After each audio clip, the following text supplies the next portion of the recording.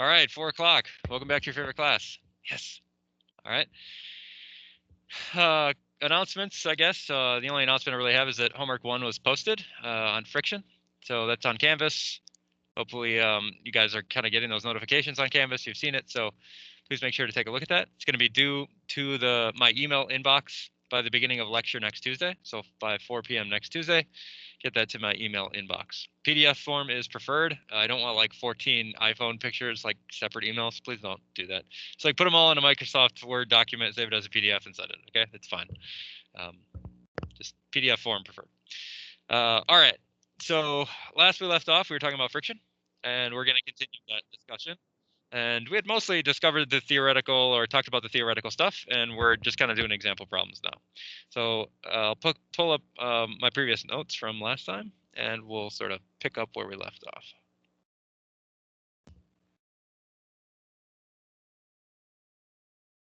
All right. So last we left off, we were looking at this like example problem with the block on a plane, and we were saying, what's the friction force here? Will it be kinetic? Will it be static? Is this going to move? Is this not going to move? And what will the friction force be if it moves or if it's not moving?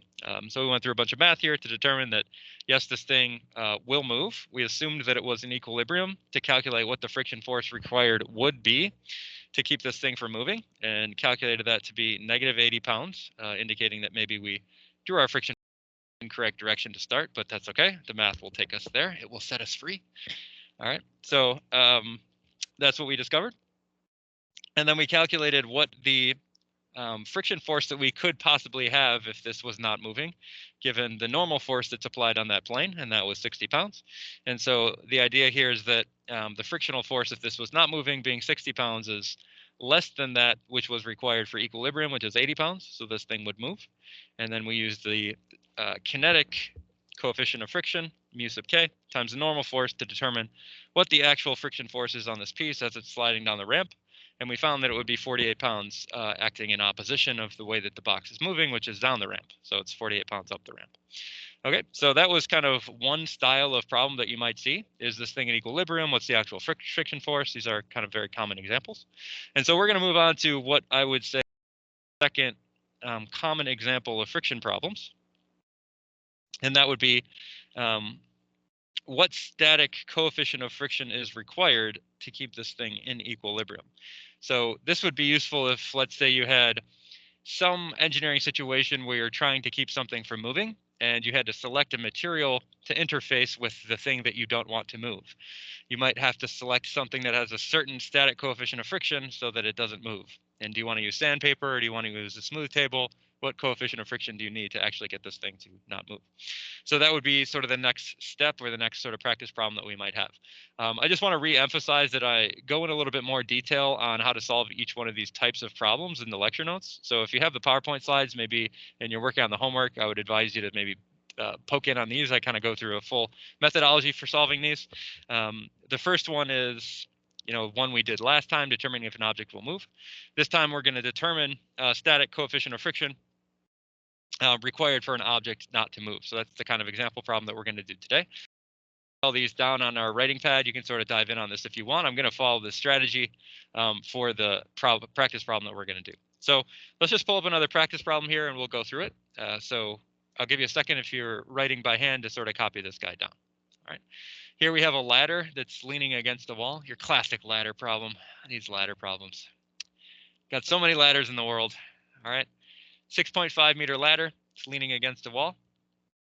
We want to assume that the static coefficient of friction at point B is 0. Okay, so we have like a frictionless wall on the right-hand side. So that's freely moving on the wall at point B. We want to determine the smallest value of mu sub s, the static coefficient of friction, for which equilibrium of this guy is maintained. Meaning, what's the smallest value of the static coefficient of friction for this thing not to move? And again, we're focusing our efforts here at point A because we're assuming point B is frictionless. Right? We want to assume a weight of W acting at the center of the ladder, where the weight is unknown for this problem. All right. So we're going to assume that to be true. Give you a second to copy it down if you're writing by hand.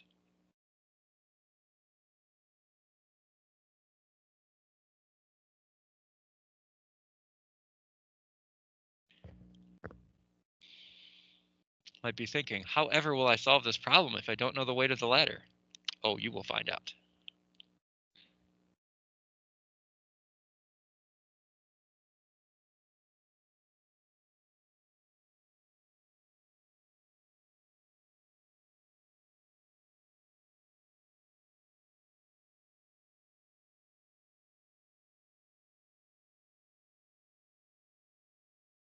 Oh, we got a lefty here. Southpaw. Only thing he does lefty is right.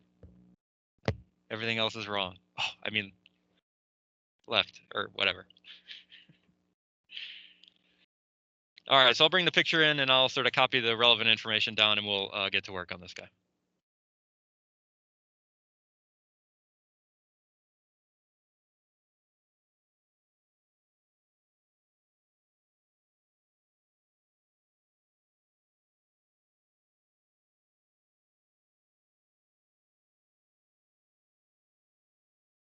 Oh, cool. That didn't copy over at all. Hey, get over here. There we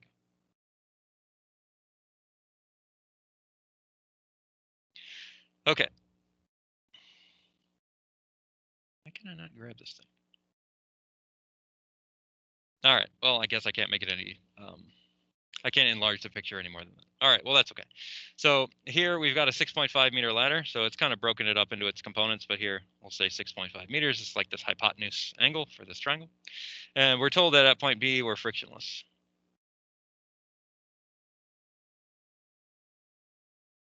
All right. Weight is unknown,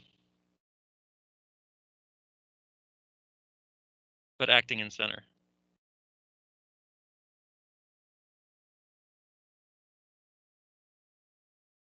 It's useful to know. And the purpose here is we want to find minimum static coefficient of friction at A to maintain equilibrium.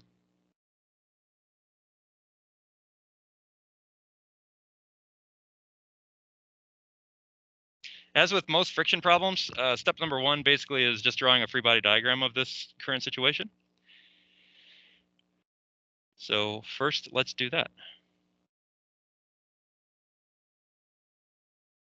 Free body diagram, FBD. So I'm just going to make a free body diagram of the ladder. I'm just going to like represent that as a straight line. I don't have very good artistic skills, so here's my ladder. Yeah, I passed kindergarten. What's up? All right. My drawings of straight lines say I passed kindergarten, but my handwriting doesn't. Okay. So down here we have point A. Here we have point B. We do have a weight of this ladder, and we're told to assume that it's acting in the center. So let's go ahead and put that weight in there.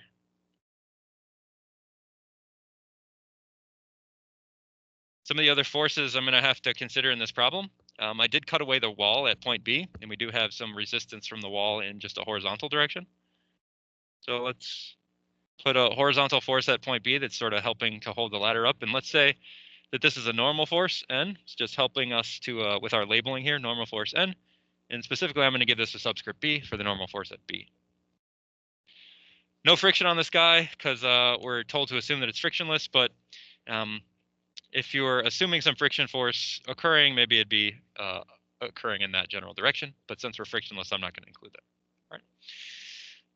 At point A, the ladder is resting on the ground, so we have some normal force that's restricting this ladder from moving to the ground. So let's call this the normal force at point A. And lastly, we will have some friction force at A. So let's make some friction force here. And I think just from experience, we know that the ladder is going to be generally sliding to the left if we were not in equilibrium. So the friction force is going to act to oppose that motion. So I'm going to draw my friction force to the right here. And let's just label that with a capital F. You guys are all very familiar with the capital F, right? Just kidding. You're all getting capital A's. All right. Now, if this thing is, if we want to know what the coefficient of, the static coefficient of friction is required for this thing just to not move, then what we want to do is basically assume that it is like right on the cusp of moving, okay? So more or less what we're going to do is just assign that this friction force F here is this like maximum static friction force that we can handle right before it's about to move. So what our plan of attack here is to assume this will be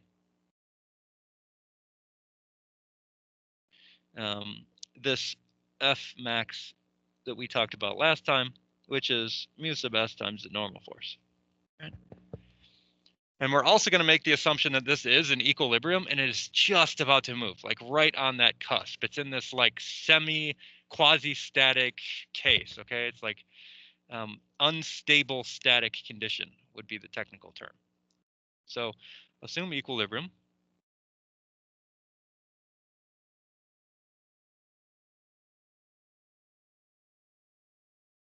Solve for the static coefficient of friction.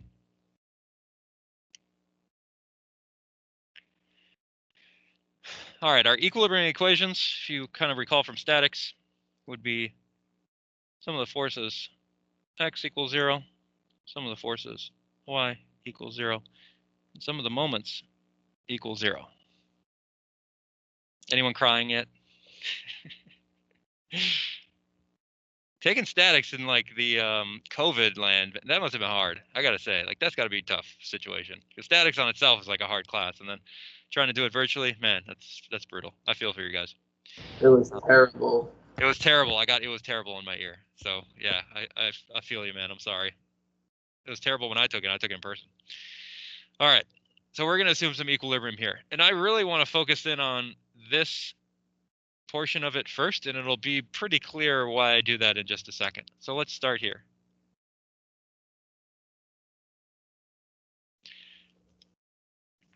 And I'm going to make a strategic selection here and sum the moments about a point where I have an unknown value. And the reason I'm going to do that is because if I sum moments around a point with an unknown value running through it, then I don't have to worry about that unknown value because the moment arm to that unknown value is 0. So that term is more or less going to drop out of the equation. So here I would like to still include like my friction force. I would still like to include maybe like the normal force at A. So I don't want to sum about A because I need that information of the friction force for this particular part of the problem. So what I'm going to do is I'm going to sum my moments about point B.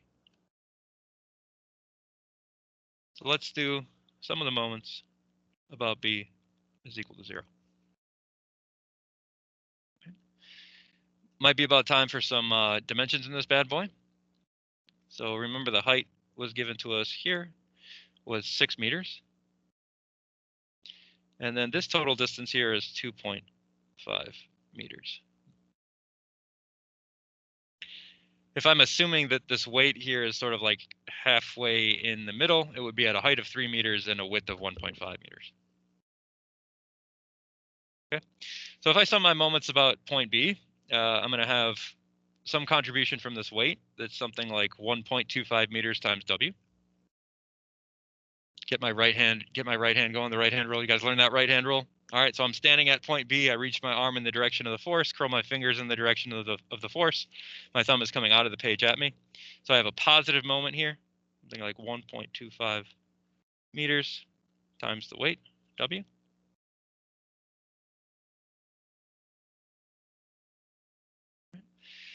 I have this normal force kind of in the upward direction, and that's at a moment arm of 2.5 meters. So I'm going to subtract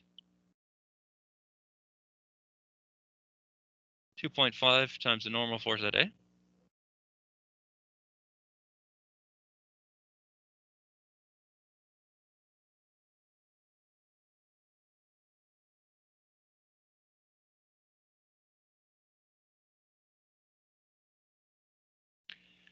And finally, I have this frictional force here.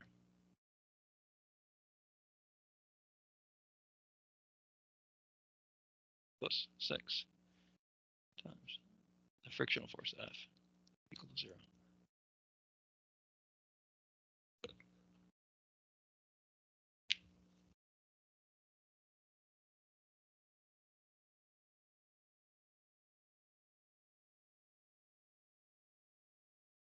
Okay.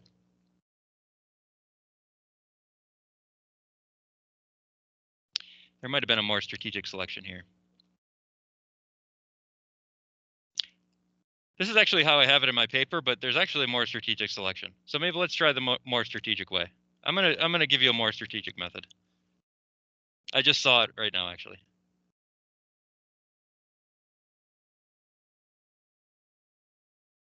All right, I'm going off script here. Hopefully this works out. Instead of something about B, there's a point that we can move through that actually eliminates two unknowns.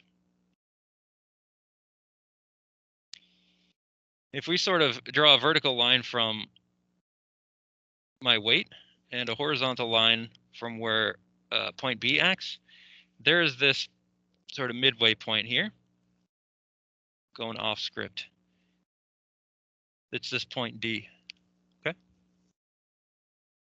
I don't necessarily have to sum the moments about a point on my structure. I can sum the moments about any point I want, and equilibrium will maintain. So instead of summing about point B, which is here, I can actually sum about point D. Calculations will be easier. Sorry for the head fake. This will be easier in the long run.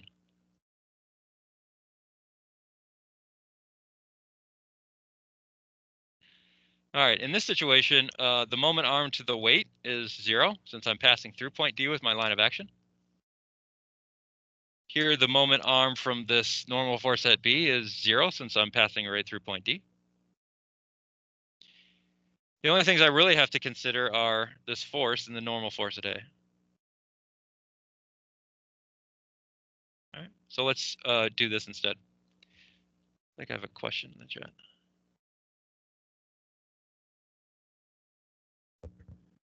Felt like our progress was static. Yeah, funny. It was just a pun to the statics class, and Yeah, it was a pun that was 5 minutes old that I just missed. Okay, thanks for the pun.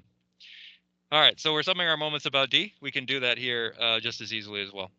So this normal force at A is acting vertically, and it's acting sort of at this distance here, which is half of the width, so 1.25 meters. It's acting in the negative direction. So negative 1.25 meters times the normal force at A.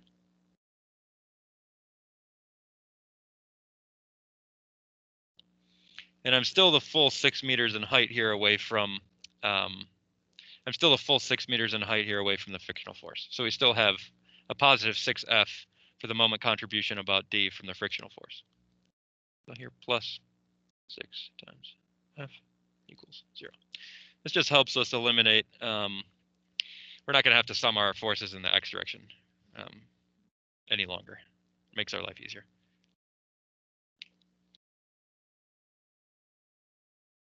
Okay. So you can do some algebra here to simplify to the normal force at A is going to be 4.8 times the frictional force, F. We'll make a substitution now.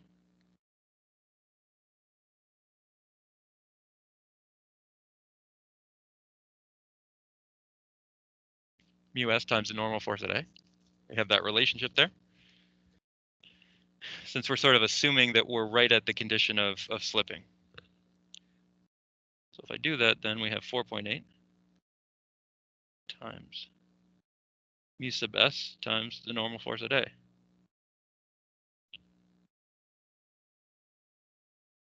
Okay, some quick mental math here. These are going to go away. You're going to have 1 equal 4.8 times mu sub S.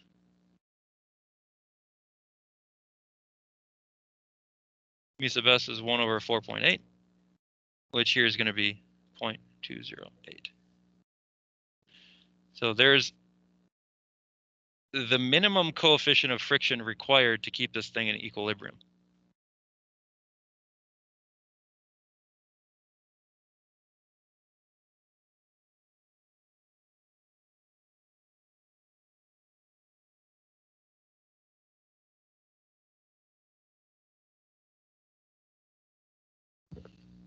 Okay.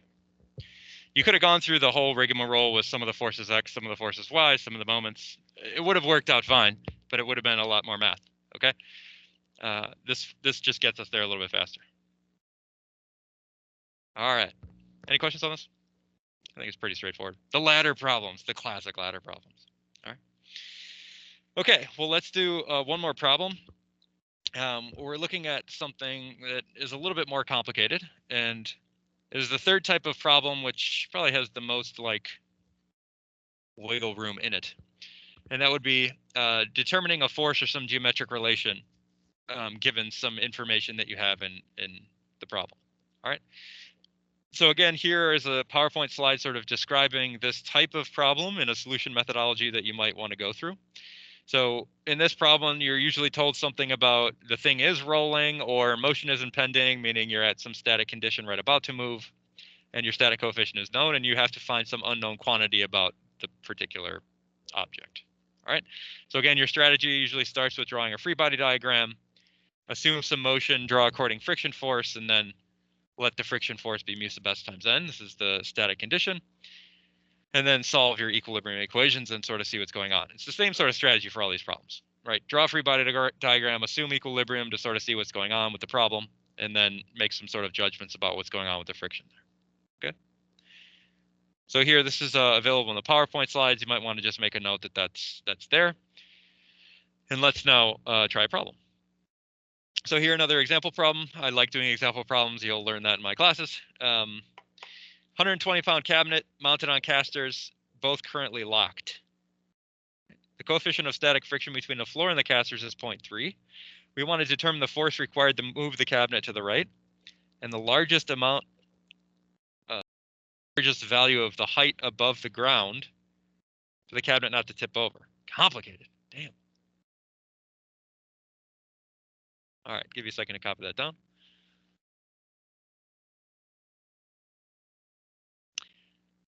There was a common final question very similar to this on the common final 2 years ago, by the way. So they like problems like this, like, is it going to slide? Is it going to tip? How can you tell? It's very common, like friction problems.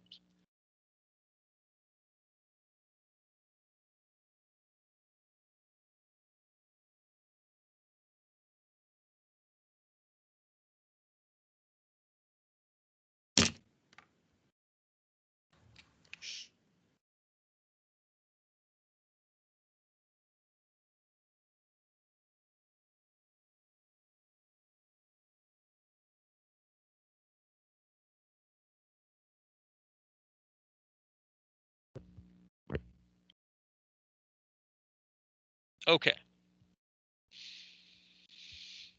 I'll bring this over. Let's talk about it. Let's taco about it.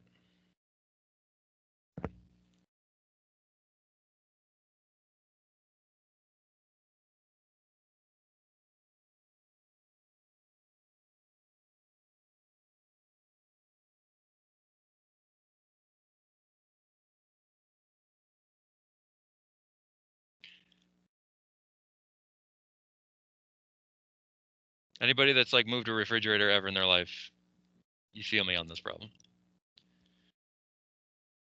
All right, here we go. Got this cabinet, pushing it. How high do you have to be, or low do you have to be, I guess, is probably the right wording for this not to tip over. Or if this starts sliding, how much force is required for that to happen. All right. So here we're told that this is 120 pounds. All right. We have that the static coefficient of friction given in the problem is 0.3. It's actually given as 0.30. We want to find two things. Let's label it A and B. A is force required.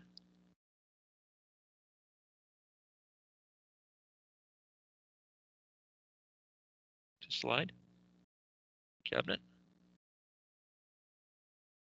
Okay. So we're basically, going to pretend that we're just going to like slide this along the ground. And B, what height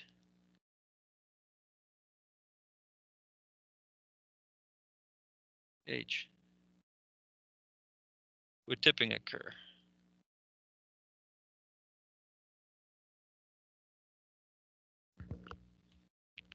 Speaking of tipping, just kidding. This is why I have like an online lecture, so you can donate to my Twitch stream. Okay. Actually, when we like first went into COVID, I thought I was literally going to have to lecture on Twitch. Like I didn't know that like what options were going to be available for us as faculty. I was thinking about it in my head. I was like, man, maybe I'll have to like force them to subscribe on Twitch. Like that would be really weird. But okay, Twitch is like a online gaming platform for those of you that don't know. All right, so first, and what we always kind of do first is our free body diagram. So we're doing part A here, and let's do a free body diagram.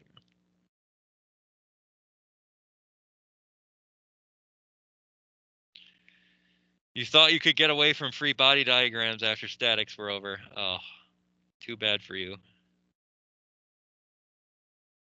All right. So here's our free body diagram. We're going to assume our weight acts in the middle. We're not told anything about, it having a huge TV at the top or something. So here's our weight just acting right in the middle. We've got a force that's acting to push this guy to the side. I'll use capital F. Maybe it's better if I use P, just because maybe we'll reserve F for friction forces here. Don't want it to be too confusing. Then we have these like two casters on the ground that are like in contact with the ground that are locked. Okay, so obviously there's going to be two like normal forces that are keeping the chest moving through the ground. So we have two normal forces, one at A, one at B, and both of these are going to also contribute to stopping this thing from moving to the left. So we're also going to have friction forces pointing to the left at each one of these points that are sort of stopping this cabinet from moving to the left. So let's draw those here.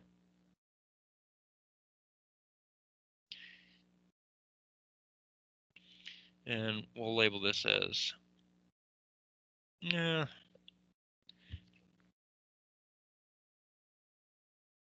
we'll just use force at A in the Y direction. Sort of intuitive. Force at B in the Y direction.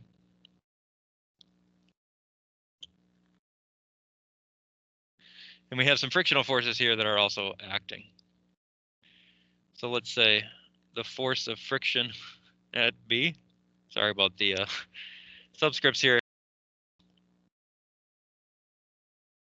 And here we have force of friction at A. Maybe I could have been a little better with my selections, but it's okay. You get the point. So this is our free body diagram for this problem. All right. We know that if motion is impending, we sort of know what those frictional forces at A and frictional forces at B are. So with impending motion,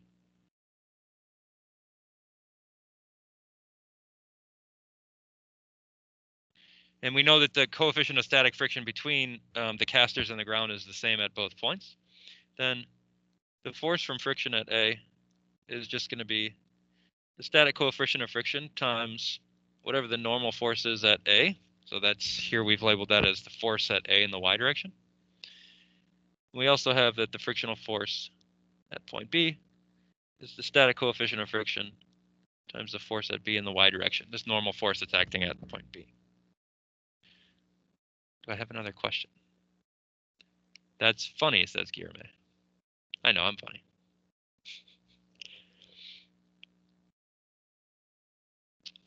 All right, so those are kind of things that I know. That's nice. All right, now we're going to assume equilibrium, and it's like just about to move. Okay, so we're right at that like maximum value that we can handle for these friction forces. All right, and so we'll now use our static analysis. So equilibrium.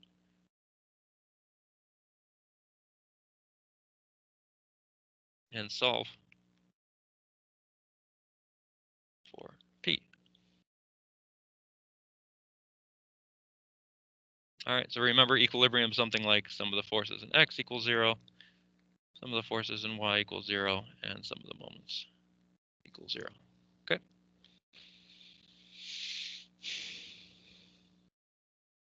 So you can kind of start with whatever you want. Let's start with sum of the forces Y, just because our P is unknown in the X direction.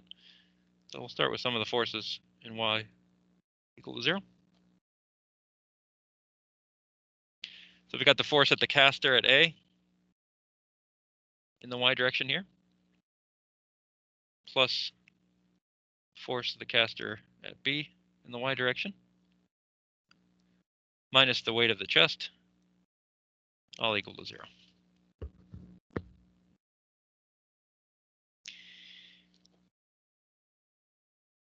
let's maybe go ahead and like label these two equations here just for bookkeeping purposes as star and double star. And so then I'll input these here. So with star and double star, sort of assuming this right on the boundary of moving kind of condition.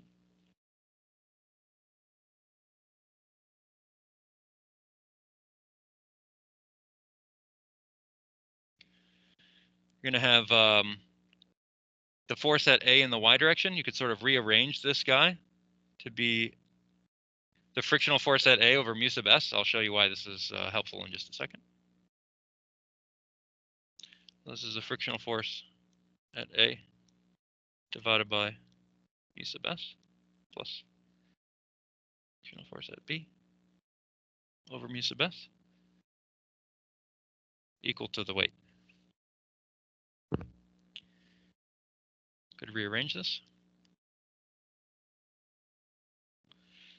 So the reason I'm writing this is just because kind of carrying these mu sub s's through is a little bit annoying. So maybe it's better to do frictional force at A plus frictional force at B is mu sub s times the weight. It's going to make our life easier to just sort of write it in this way. And let's hang on to this guy loosely, as 38 Special says. So we'll call this guy triple star. The reason I wanted to sneak in this FFA and FFB is because we're going to do a sum of the forces in the x direction here now, and we're going to have those appear as unknowns in the sum of the forces in x. So let's go ahead and do that.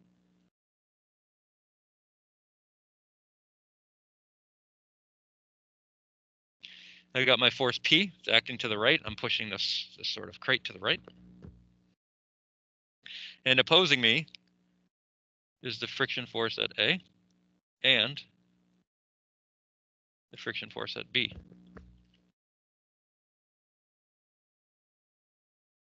Those are really the only forces that are opposing my motion here.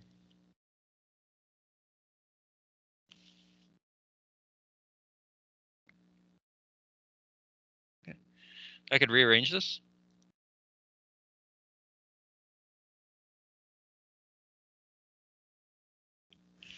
And we'll notice that this guy is the same as this guy. So this is just mu sub s times the weight.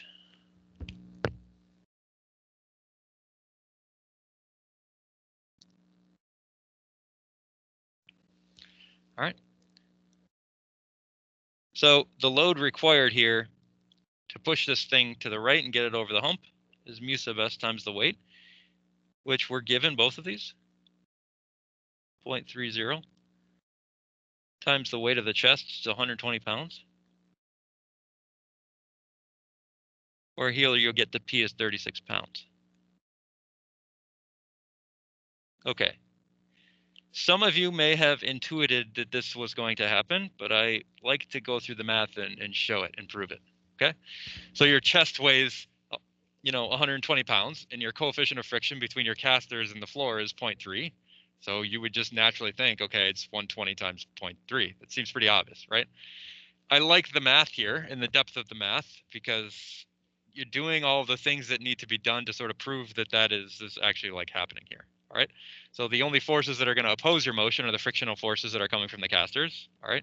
And then the normal force of the casters is holding those guys up, so opposing that 120 pounds. And so we see that result here is that the amount of force required to push it is just your static coefficient of friction multiplied by the weight of the chest. Just makes intuitive sense. All right. So the math is kind of taking us there. All right. Now let's talk about this tipping situation because we haven't really talked about what goes on if this thing is going to tip. So we'll move on to part B now.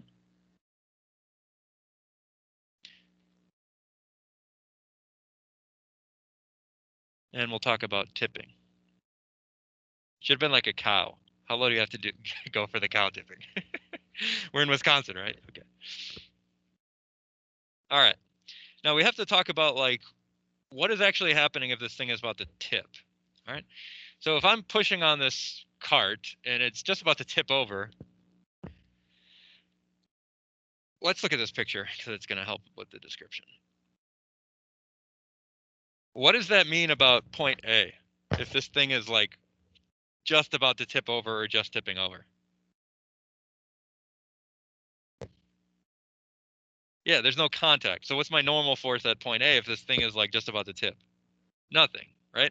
Okay, my entire normal force is basically held up at point B, and I'm releasing or relieving point A of the normal force.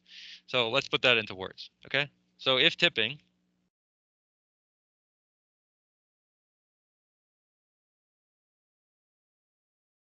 no normal force at A.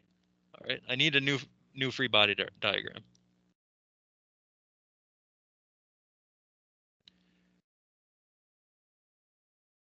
Okay, so let's make a new free body diagram here. Gonna have much of the same stuff. Still got my weight, 120 pounds. I'm very slim these days. No, I'm not 120 pounds. That's a lie. Maybe in my left leg. All right. Got my force P. I'm pushing to the right here, which I know what that value is.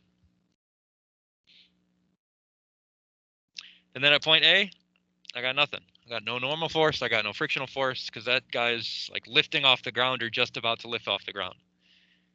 I still have over here point B. So let's say force at B in the y direction. And I'm still going to have some frictional force that is opposing this. My frictional force at B. All right.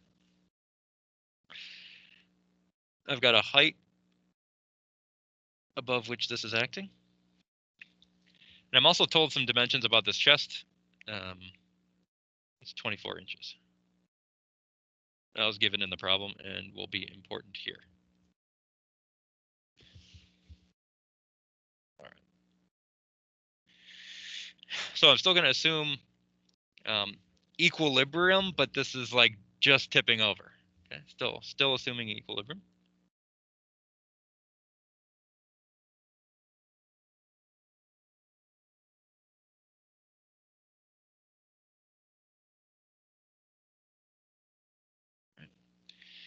And so again, we have these at our disposal.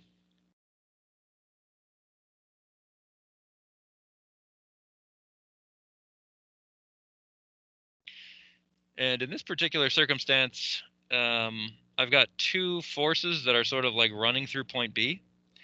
And so I'm going to sort of make my life easy and see that, you know, my value of P is going to be assumed to be known from last problem, 36 to get this thing to move. So we're going to assume that we're right at 36. And so because of that reason, if I sum the moments about point B, the only unknown is going to be that value of H. So let's sum about B.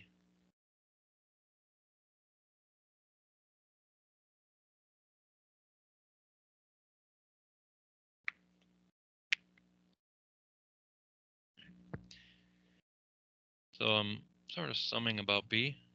I'm going to like make the assumption that it's like right at the corner of that chest. Casters are maybe like in a little bit, but let's just assume that it's right at this 24-inch mark. All right. So the weight's acting right at the center, so I'd say that's about half of 24. So I've got my 120 pounds times the moment arm to get me there, just 12 inches.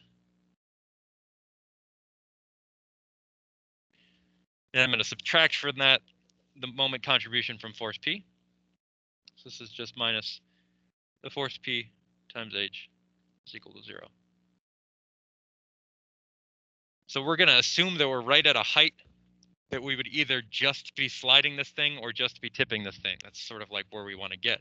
We want to determine like what's the height where I keep this 36 pounds constant, where I could apply that so that it would just start to tip or just start to slide. I'm like right at this like quasi sort of equilibrium condition. So assume P equals 36, and we are at boundary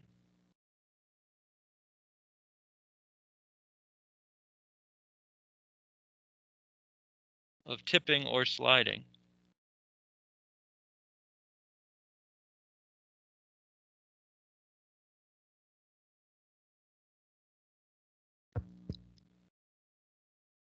All right, so here we go. 120 pounds times my moment arm to get to the weight, which is 12 inches, minus the load that would cause me to slide, just kind of like the maximum load I could get on this guy before it starts moving, multiply what I'm interested in, equal to 0. Do some algebra here. Turn yourself around 40 inches.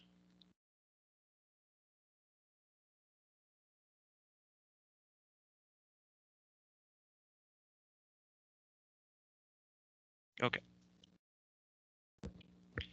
Anybody that's moved a TV or a refrigerator knows that if you're trying to stop this thing from tipping as you're moving it along like a carpeted floor, you have to get lower down on the cabinet so that it doesn't tip over, because your coefficient of friction is now higher on like a carpeted ground than it was on the kitchen floor. And so you have, more friction that's occurring there to stop the motion of this guy. So you got to get lower and you got to push it harder, right? Minimize your moment by getting a little bit lower, and away you go. All right, questions on this problem? In the chat, any questions? Okay, I think we'll take maybe a 10-minute break here then, and we'll start in on the new topic, which is going to be belt friction. So we'll come back at 5:51, and we'll talk about belt friction.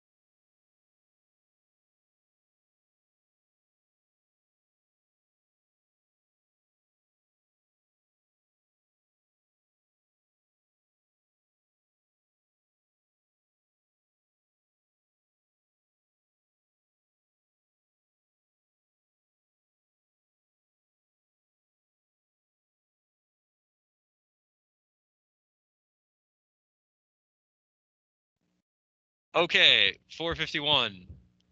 Back to it. New topic. We talk about belt friction. And I have a cool little demo, so hopefully if you're falling asleep, wake up! I have a cool demo for belt friction.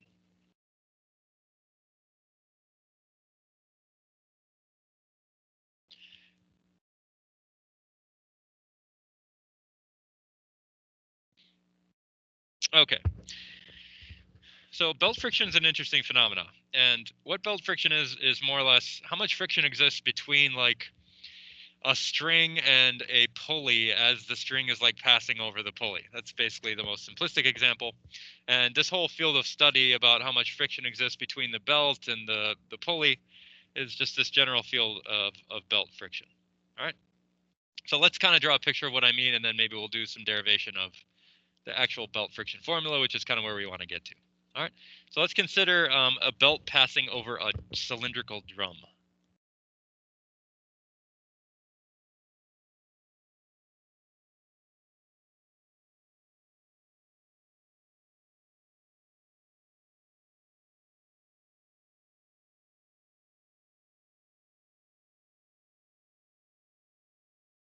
And I'm using like the word belt and drum here in very loose terms. I'm not actually meaning like a belt that you wear with your pants. It's just kind of like a general term for either like a string or a timing belt if you're kind of working on cars, although timing belt not as applicable here. You get the general idea. Okay, is that maybe you have this like cylindrical drum, something that looks like this. You got some origin of this drum, some center of the drum, let's call it point O. Drum, I march to the beat of my own drum. All right. And you've got some belt that's kind of passing over this thing. All right. And so let's just draw a belt sort of on this guy, and maybe he's coming detached at that particular location. Might be easier if I contrast this with a different color, so I'm going to just put a different color in here really quick. So you've got some belt that's like passing over this guy here, coming around and also passing over this direction here.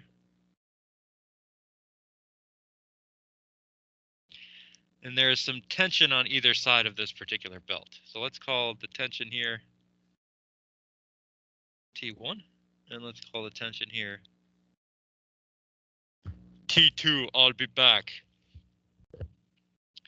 So we'll notice that the belt contact with this particular drum at some certain angle. So the contact angle that this belt makes with this particular drum, we call this the angle beta.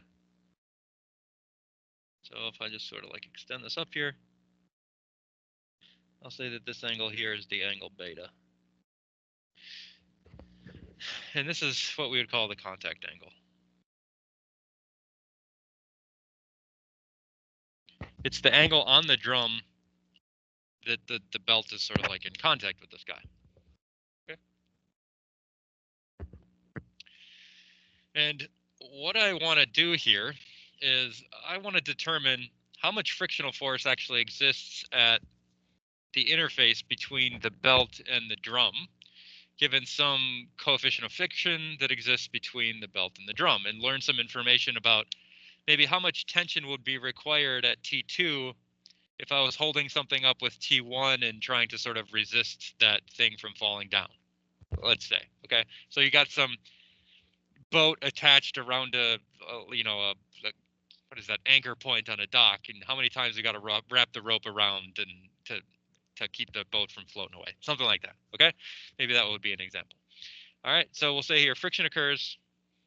What? Give me the black. Give me the black pen. Hey, give me the eraser. Hey, why is this not erasing? All right, friction occurs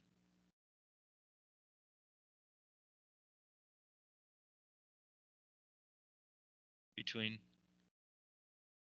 belt and drum.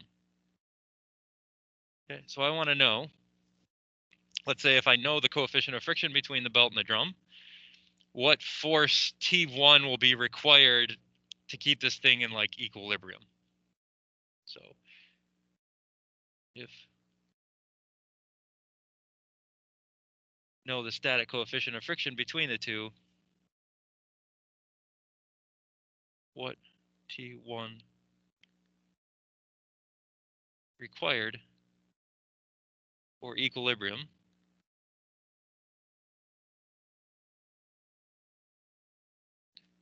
if I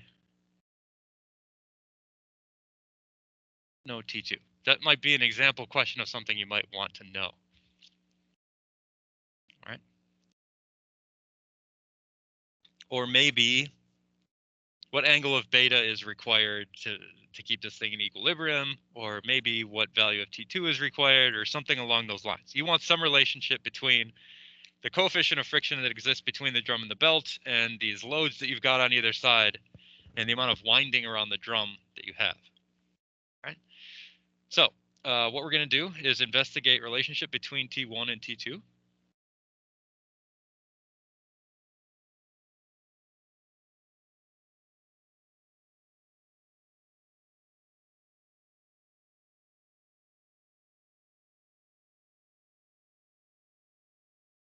And we're going to do that with kind of the methods that we've already seen so far. We're going to look at just a small portion of the belt on the drum.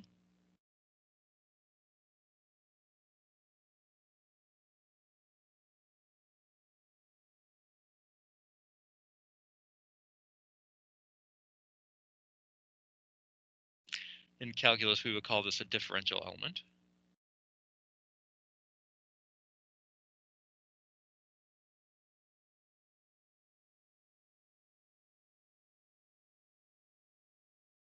And we're going to investigate what's happening right at the condition of slipping is about to occur.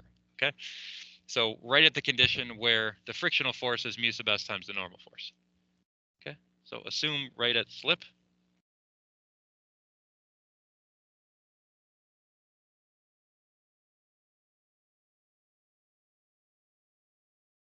So that the friction force F is mu sub s times the normal force, whatever that is. We're going to talk about what that is and how we might determine that.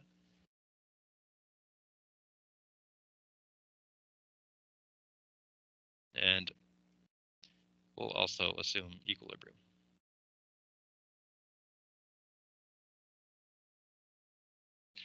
So it hasn't slipped yet, but it's right about to slip. It's in this like static condition. Okay. All right.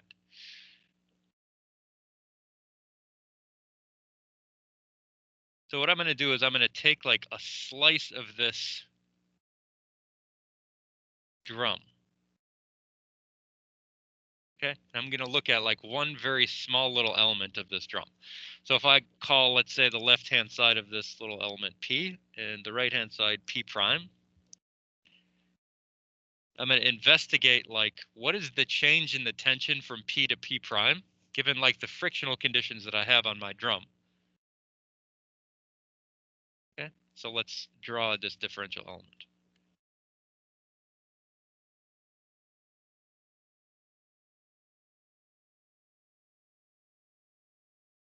Okay. And I'm blowing this way up, okay? So this is exaggerated differential element, but you get the general idea. So here's like your P. Here's like your P prime, right? I'm going to slap a coordinate system on this bad boy. Just for discussion purposes. So here's X, here's Y. And I'm interested in the very small change in tension that exists between point P and point P prime. So we're going to say on the left-hand side here, we've got some tension coming off of this guy that is T. And on the right-hand side here, we've got tension plus a little bit of extra tension required to overcome whatever friction force is happening.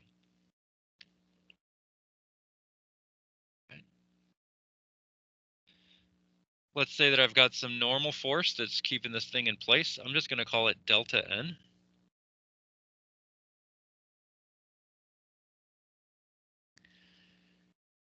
And I'm going to summarize all of like the frictional force that's occurring here on this belt with one little arrow, even though it's not necessarily accurate.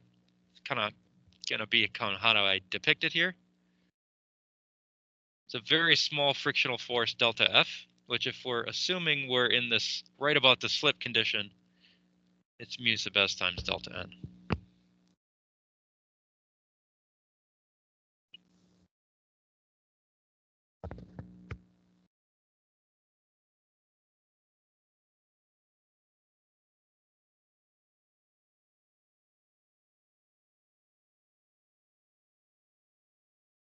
Okay. One other thing I'm going to establish here to help me with my derivation is that there is an angle that is existing here, kind of pointing this guy back to the origin.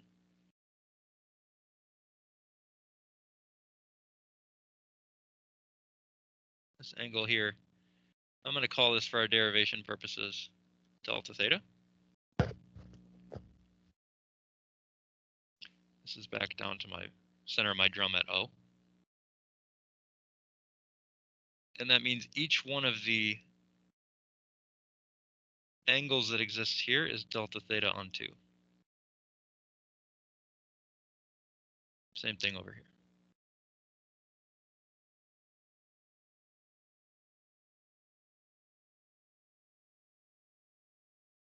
So that angle that exists there. All right. Cool, great, wonderful. We got all this stuff. Why does it matter? All right, well, we're going to enforce equilibrium now. So we're going to sum the forces in the x and sum the forces in the y, equal them to 0. So let's do that.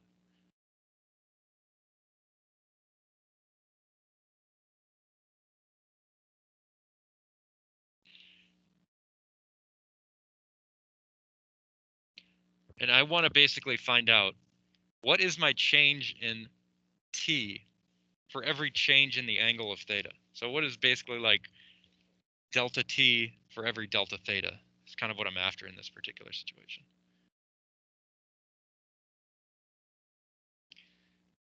So let's do it.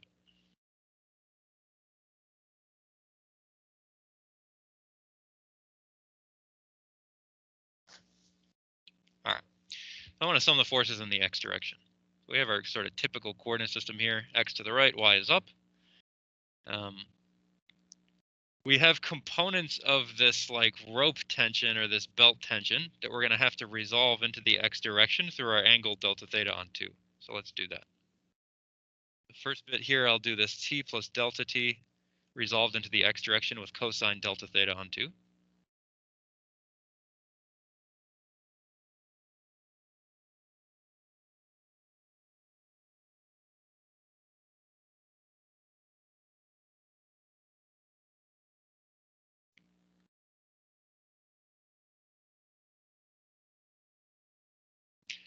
And I'm subtracting the other side from that, which was my sort of original tension on the left, t, also resolving to x with cosine delta theta on 2. And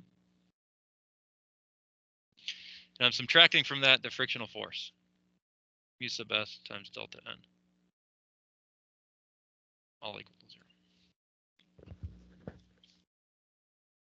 0. Sorry, I have a question. Yes, question in the chat. Can you explain again why there's a 2? You're dividing by 2, the delta. Right. So the question is, why am I dividing my angle delta theta by 2?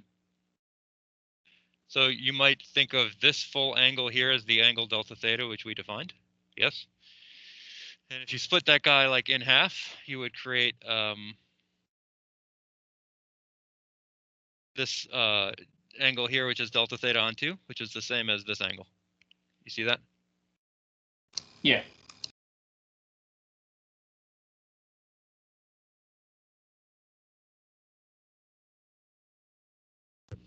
Okay.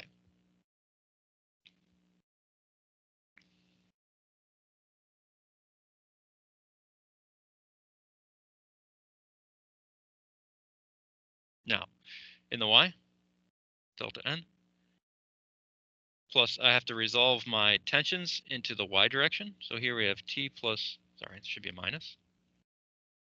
These tensile forces are downwards.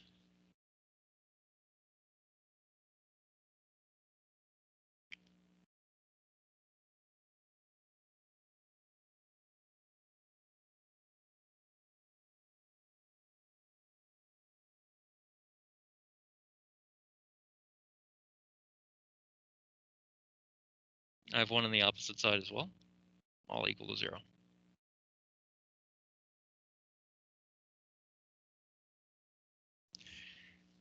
So there is some math to follow in this next portion of the derivation. I will say that the math is a little bit annoying, but you can work your way through it. And I maybe should have assigned a homework problem here, but we're going to make some assumptions here. Assume that delta theta is small, so that sine delta theta is approximately equal to delta theta. Sine of a small angle is approximately equal to that angle. Maybe you saw that in like a calculus class in the past. Cosine of a small angle approximately equal to 1.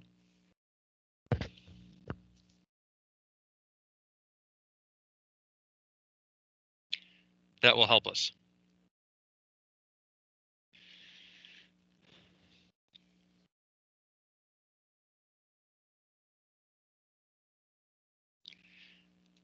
And there will be some calculus that is required to integrate over the angle of beta for this remainder of this derivation. It's a little bit complicated. I actually choose not to do the full derivation here. It is in your book. But the idea is that you're going to simplify this down, and you're going to have some relationship between the change in t versus the change of theta.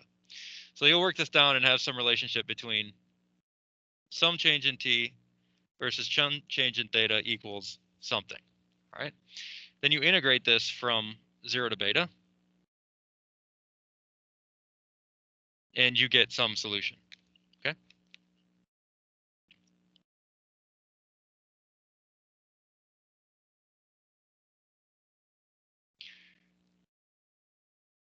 The following results. I'm going to skip over a bunch of that derivation. It's in your book. It's interesting enough. But you end up with the belt friction equation.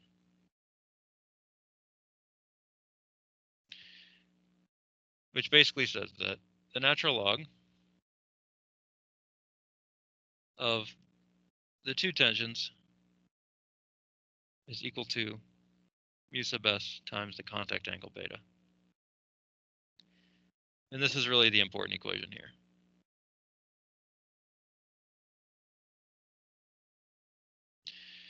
So a couple things. T2 this is your tension in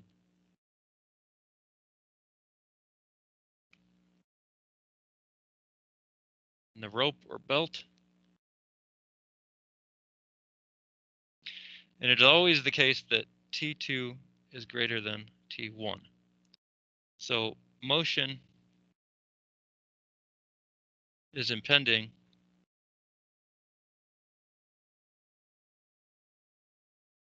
toward T2.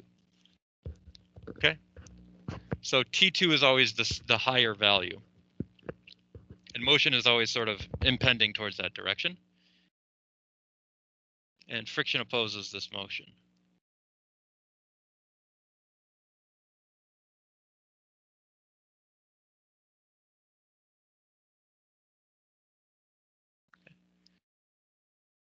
Mu sub s is the static coefficient of friction.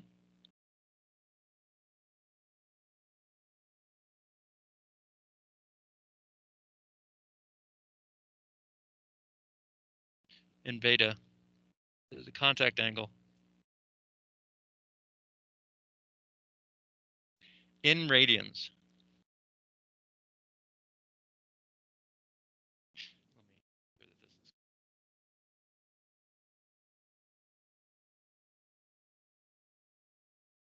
Not using degrees, must be in radians.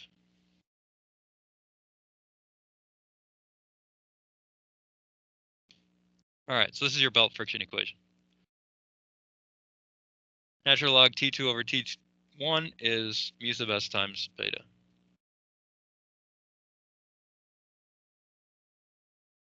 All right. This equation, right at slip only.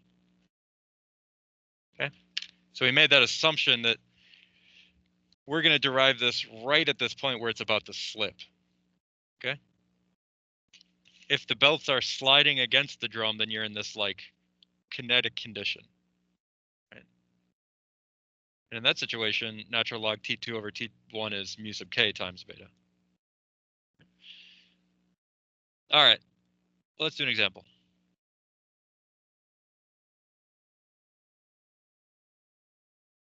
My boat rigger thingy. A bollard, that's what it's called. Okay.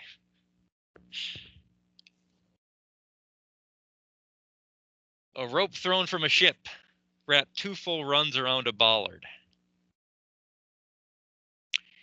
Tension in the rope is 7,500 newtons, so that would be my T2 in this situation.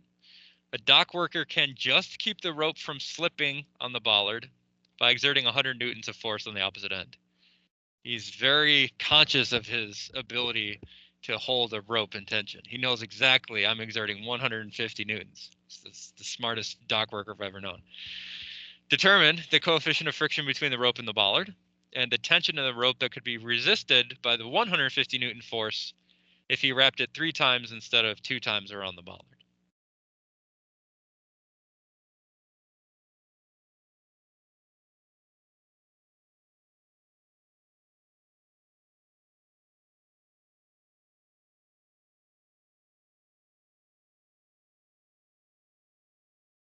That was the word I was looking for before, bollard. It's not a very common word.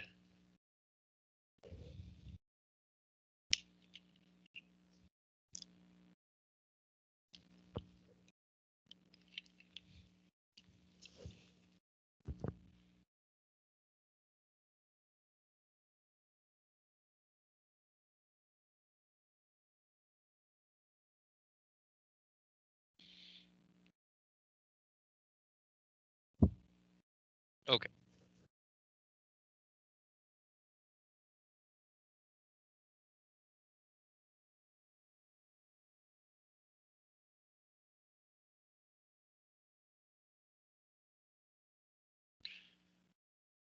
Let me get my bollard in here.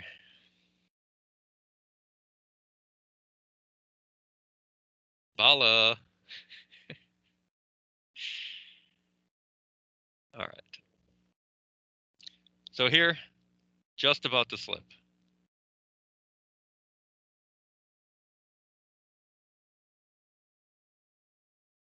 Okay. We want to find mu sub s. Okay. With 2 times around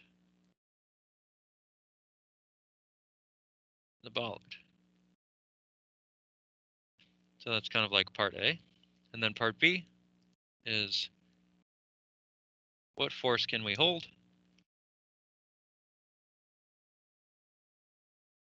if wrap 3 times?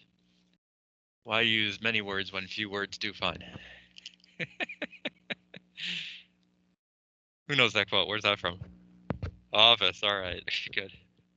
And it comes from Kevin. The quote is, why use many word when few word do trick? Oh, do trick. That's right. Why use many word when few word do trick? That's right.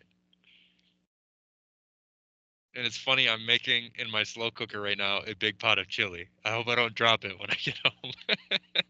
In true Kevin fashion. All right, so let's do this. All right, so right at A, or right at slip. Oh, my battery's done.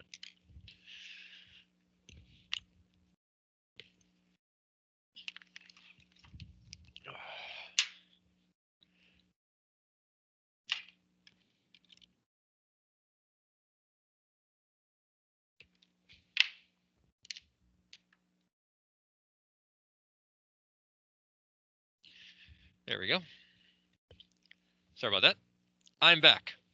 So right at slip. So we can use this equation here. Natural log T2 over T1 is mu sub s times the contact angle beta. So we got to define some of the things here if we want to use this equation. So let's define some. What am I solving for if I use this equation, this part A? Mu sub s. Thank you. So this is what I'm solving for. So that means I got to be able to define everything else. Someone define T2. Don't say Arnold Schwarzenegger.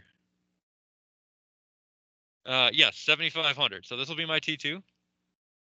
It's the greater of the two forces that are applied. That means my T1 is going to be here, this 150 newtons. And I'm told initially that this rope is wrapped twice around the bollard. You can sort of see that here. It's kind of coming off. It makes its contact here, goes around this one time. I don't even know how I'm going to draw this. Goes around this one time, goes around the second time, and now it's coming off there. So it's got two wraps around the bollard. All right, so what does that mean for my angle of beta? This one's a tricky one. 4 pi, very good. Okay, so T1 is 150 newtons. T2 is 7,500 newtons. And beta 2 times around, so this is going to be 4 pi. Or if you actually punch this into your calculator, 12.57 radians.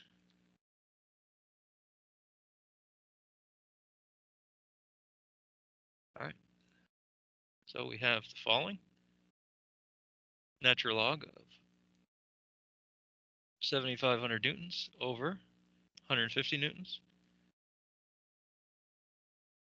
equals mu sub s times 12.57 radians. I can hear someone getting their calculator out. That's good. Check my work. Sometimes I mess up. I'm just kidding. I don't ever mess up. Mu sub s 0.311. It'd be funny if this was wrong.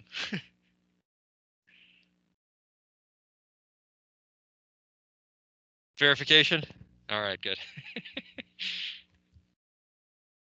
I'm perfect still. Yes. All right, so that's the coefficient of friction that exists between the rope and the bollard. Doesn't matter if there's 15 million pounds on one end and 8 billion pounds on the other. The coefficient of friction between those two items is whatever it is. All right. So whether we wrap it around a couple more times or we put more load on either side, it doesn't change what the coefficient of friction is between those two pieces. Unless for some reason, you know, there's some chemicals on the rope or you get rope burn going on and that changes the composition of the rope or something happens with the bollard or it's raining or whatever. Okay. But we're just going to assume that this is going to be constant.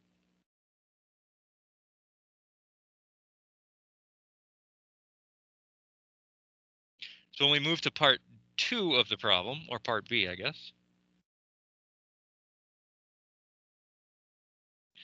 we're going to ask here what load kind of on the back end. So what T2 can we hold?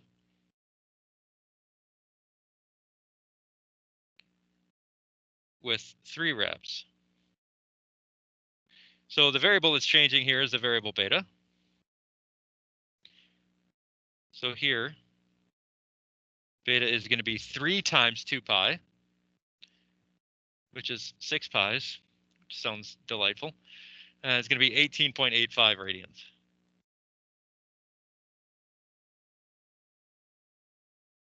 And we're assuming our dock worker still holds 150 newtons.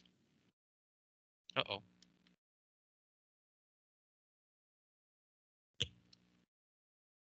It's weird because my thing just went out here, but it's still showing up there. How is that even possible?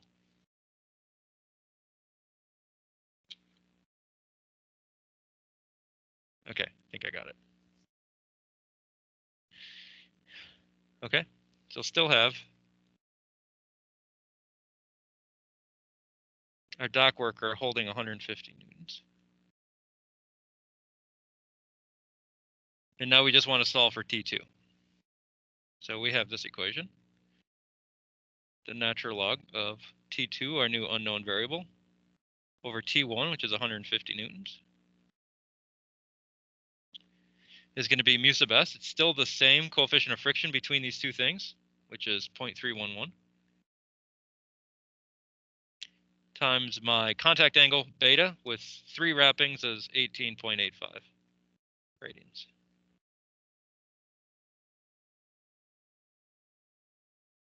Right. Just exponentiate both sides. Now divide the right side by 150. You'll come up with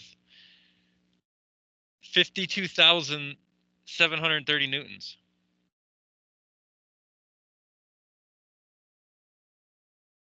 So one additional wrapping gives you significantly more holding power. With 2 wrappings, you could hold 7,500 newtons. With 3 wrappings, 52,730. The power of exponentiation, I tell you. Right? We know about that with COVID right now, okay? So T2, 52,730 newtons. One additional wrapping only gives you significantly more holding power. That's pretty cool. All right, we got 30 minutes left. And I want to do a demo with this belt friction in mind. So I have brought props today. And I just like made this up this morning. So I hope you enjoy my little demonstration. This is my coffee thermos that I brought with me this morning. It's actually my girlfriend, well, my fiance's now. And I stole it from her, and she hates when I steal it. But, you know, if I got to make coffee in the morning, I run off with it, and she gets mad at it. It's kind of funny.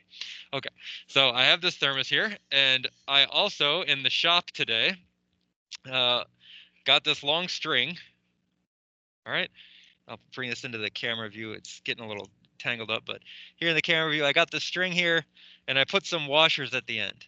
All right, so this side has a little bit more weight than this side. It's got about 50 grams on the heavy side, and about 13 grams on the light side. This one single washer. And I want to do a series of experiments in class today to determine what's the coefficient of friction between the string and my coffee thermos. All right, so I want to see if we can do an experiment based on belt friction to determine what the coefficient of friction is between the string and the thermos. So let's do that. Experiment, rawr!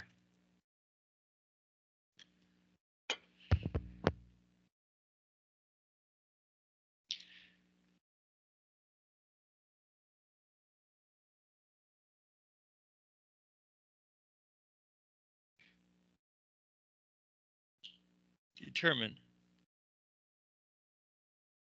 coefficient of friction between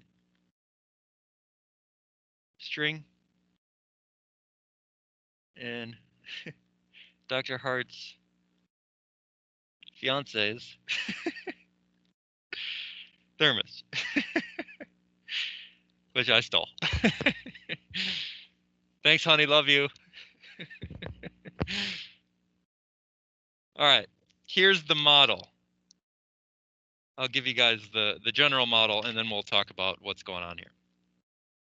I did have a boring example problem that's in the back end of the notes that I'm skipping over. I'm doing this this experiment instead. I hope you enjoy it. There'll be plenty of time for boring example problems. This is more fun.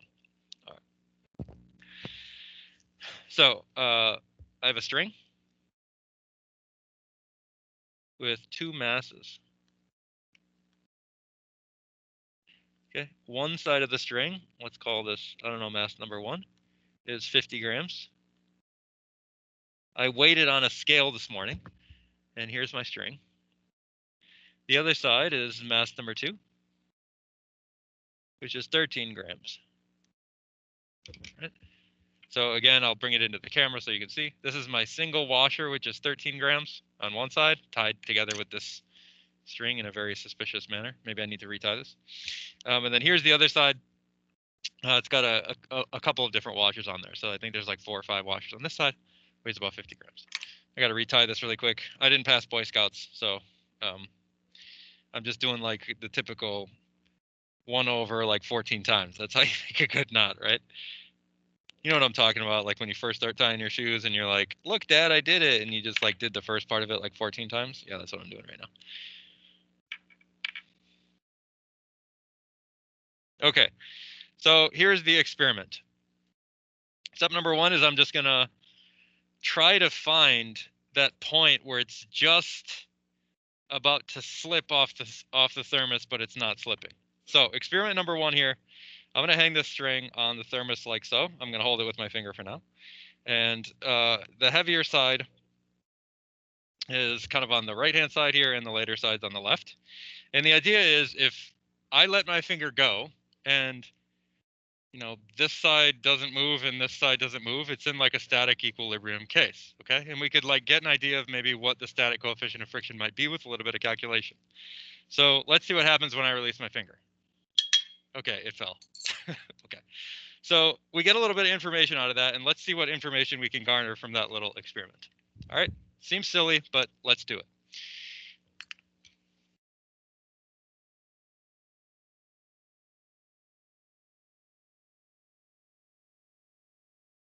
Experiment number 1. I've got the thermos here.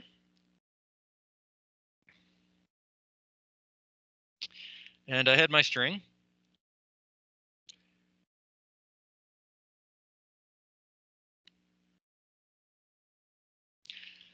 Around this drum, which is the thermos. And so here's like mass number 1, and here's like mass number 2. So my contact angle in this like first experiment here was just like 1/2 wrapping here. And so in this particular situation, my contact angle beta was 180 degrees or pi. Right.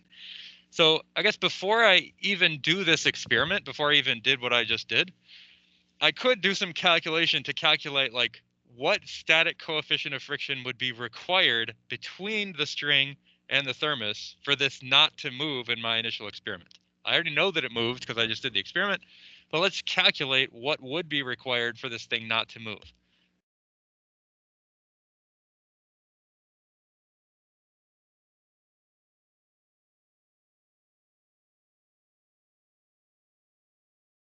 All right. Well, we can just use our belt friction equation.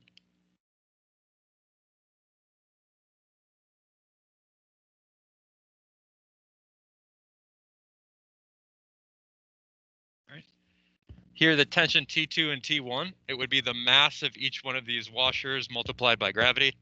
But gravity is going to cancel out of the fraction here, obviously. So we can just use the masses of the pieces as a stand-in for the 2 tensions. So if we wanted to calculate this, you could do natural log of the heavier mass, which is 50 grams. I'll do this the first time for you guys. Divided by the tension on the other side, which is 13 grams times the acceleration of gravity. It gives me proper tension, but obviously you can see that those 2 are going to cancel out. Equals my mu sub s times beta, which was just pi in this situation. I only wrapped it that like half time around the top. And so if this thing, if the string didn't slide off the thermos, you could do the calculations here. And you would calculate that mu sub s here would be 0.43. So what this preliminary calculation says that if mu sub s is greater than or equal to 0.43, will not move. Right? I have enough friction between the string and the drum that it wouldn't move. Well, didn't work out very well for me now, did it? Okay. But I still learned something from my experiment. Okay. I learned that the coefficient of friction is less than 0.43. Okay. Because I know that if it was that value or higher, then it wouldn't slip. Okay. So I learned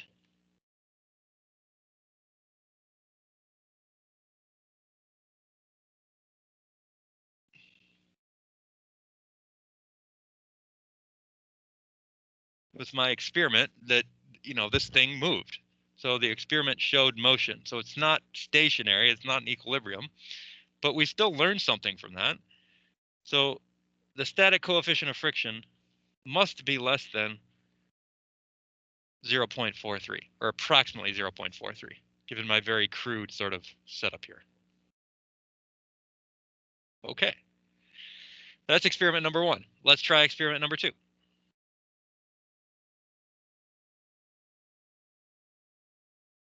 Next, let's wrap 1.5 times. All right. So previously I just had like a half wrapping. Let's go once around and then, another half. See what happens. So in this situation, beta is equal to 3 pi. 3 pi, okay.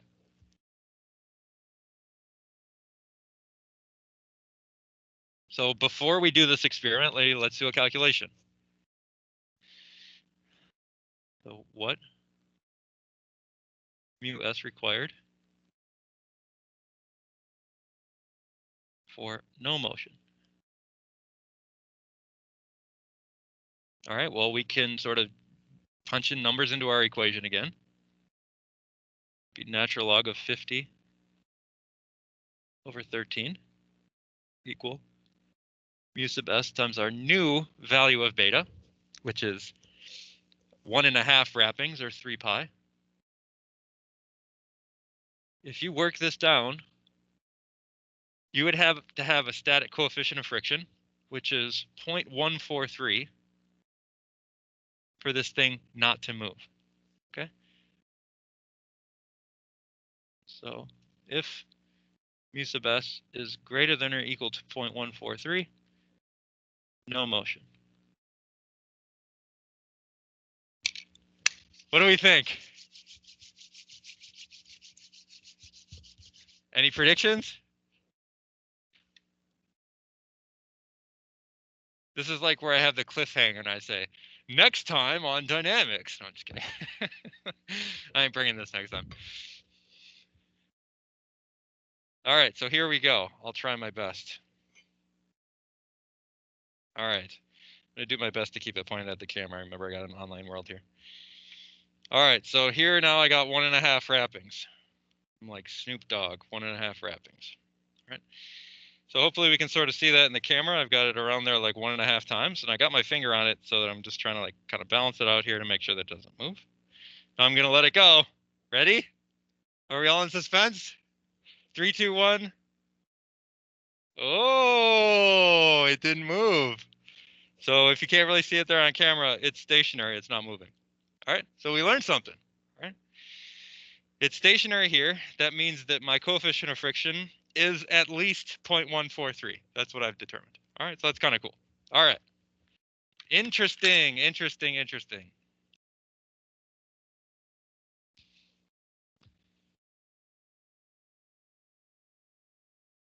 feel like Bill Nye up here.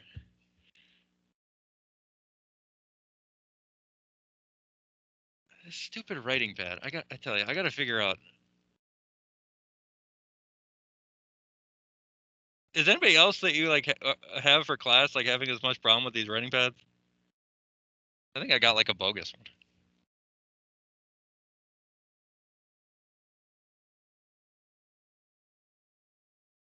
Are you kidding me?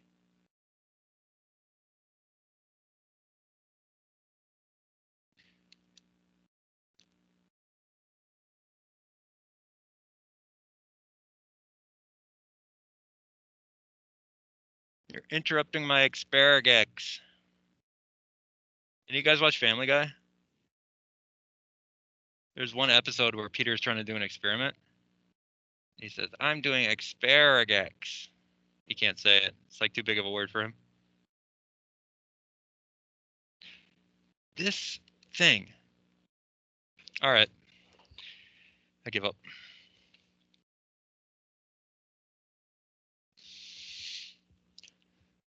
Okay. I'm going to do this.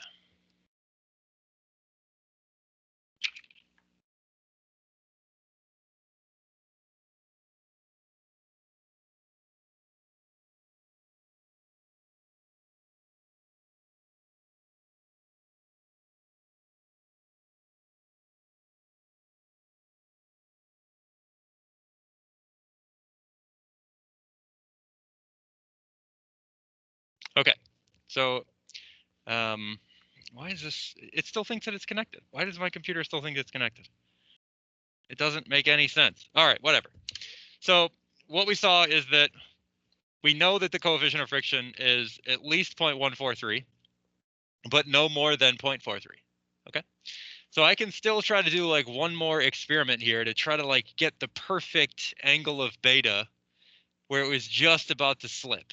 Okay. That's basically like the last experiment that I can do. And if I figure out what is that perfect angle of beta to get it to slip, that will allow me to at least approximate what my coefficient of friction is. All right. So we'll go back to that situation that we just had.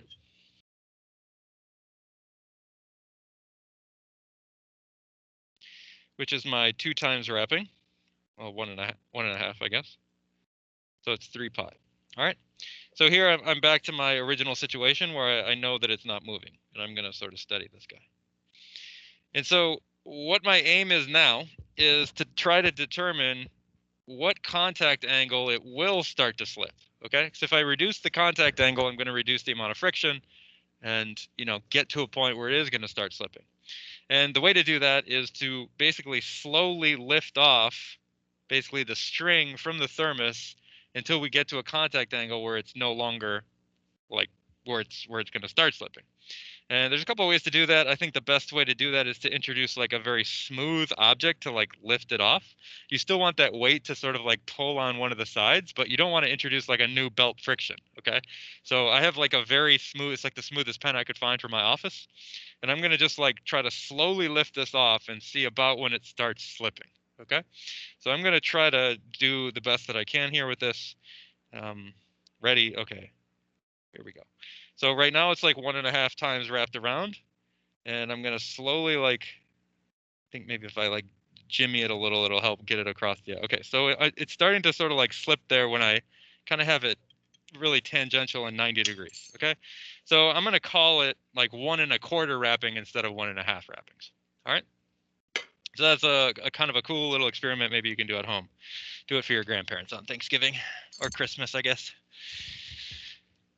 And so I've kind of lost my writing pad here, and I'll do my best to fix it. But my contact angle was about 1.25, and so that is 5.5 pies. Okay, so not quite 3 pies, but 1.5 wrappings is 5.5 pies. So anyone out there with a calculator, quickly verify 5.5 pies in those same values. What's approximately my static coefficient of friction between the thermos and the string? Do it. First one to get it gets a socially distanced high five. What is it?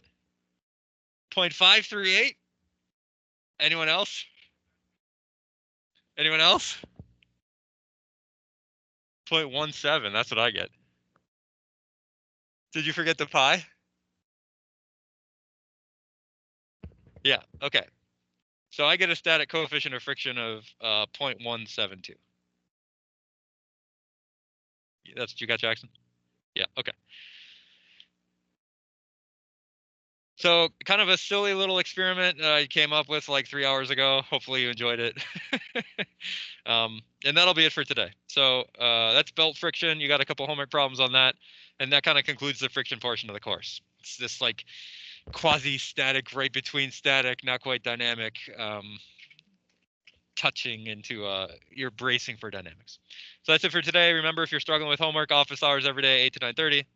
Thanks for coming, sticking with for the 2-hour lecture.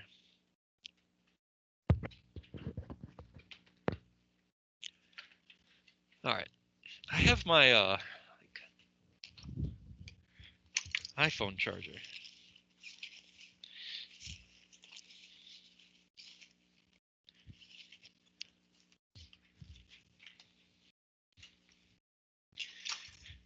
I thought I did.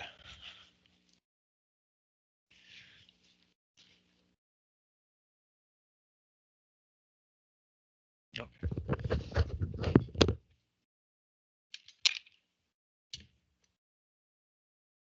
Yeah, have a good weekend, guys. Enjoy your stats.